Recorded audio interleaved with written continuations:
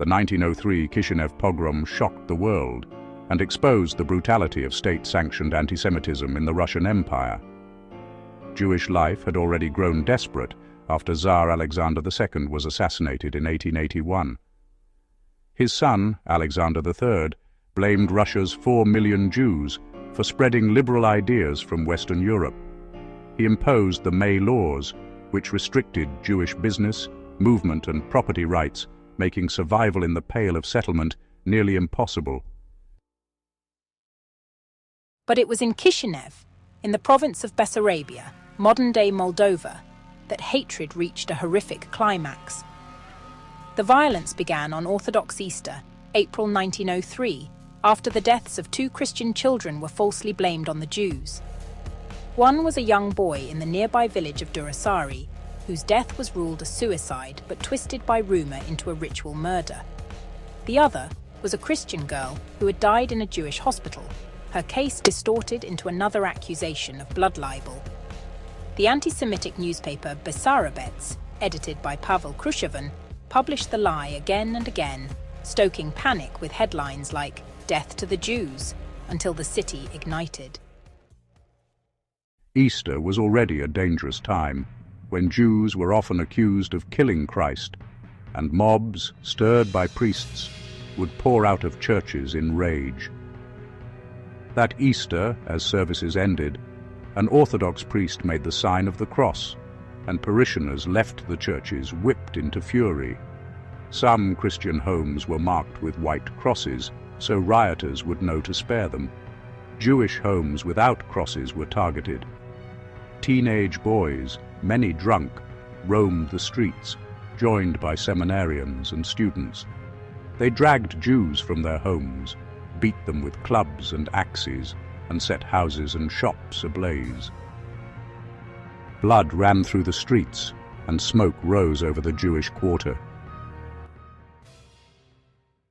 Local police and officials did almost nothing to stop the violence. Some eyewitnesses even reported officials cheering or standing by.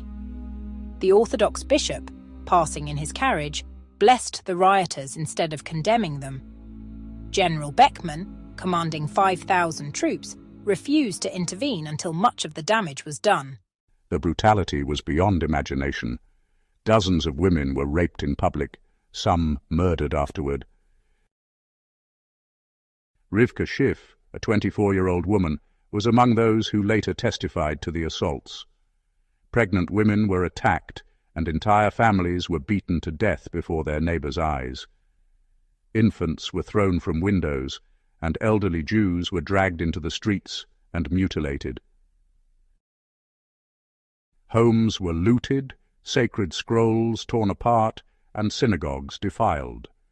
The Hebrew poet Chaim Nahman Bialik later immortalized these horrors in his poem In the City of Slaughter, describing the violation and despair of Kishinev's survivors. Their flesh portioned out as booty. A Yiddish newspaper secretly reported the massacre abroad. The New York Times reprinted its account, describing cries of "Kill the Jews" and mobs led by priests. Early reports said more than 100 were dead, though later counts confirmed around 49 killed, 592 injured, 700 homes destroyed, and 500 businesses looted. That December, 37 men were tried for murder. Only 21 were convicted, some sentenced to as little as 6 months of labor. Judges forbade Jewish witnesses from mentioning anti-Semitism or blaming the press, clergy, or police. The outrage reached far beyond Russia. In America and Europe, protests erupted. President Theodore Roosevelt condemned the violence, and organizations like B'nai B'rith demanded justice. But Russian officials denied responsibility, blaming criminal elements and Jewish moneylenders. Around the same time, a forged document called the Protocols of the Elders of Zion began circulating, an anti-Semitic hoax claiming Jews plotted world domination.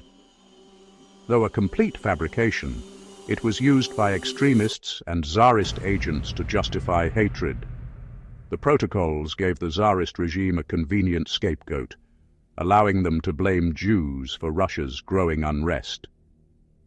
The empire was collapsing under its own corruption, poverty, and inequality, yet the regime deflected anger toward a vulnerable minority. Nicholas II and his wife Alexandra, isolated from the suffering of their people, embraced the lie rather than face the truth of their nation's decay. The pogrom's shockwaves spread far beyond Kishinev. It fueled new waves of Jewish emigration, deepened international awareness of Russian brutality, and inspired early Zionist activism. Thinkers like Chaim Weizmann warned that anti-Semitism in Europe was changing, from mob violence to a colder intellectual hatred that would later prove even more deadly. By the early 20th century, the same forces of nationalism, fear, and conspiracy that destroyed Kishinev were tightening their grip on Europe. More than a century later, we still face the question, have we learned our lesson? Because history shows how easily fear becomes hatred, and hatred becomes violence, and only truth can stop it from happening again.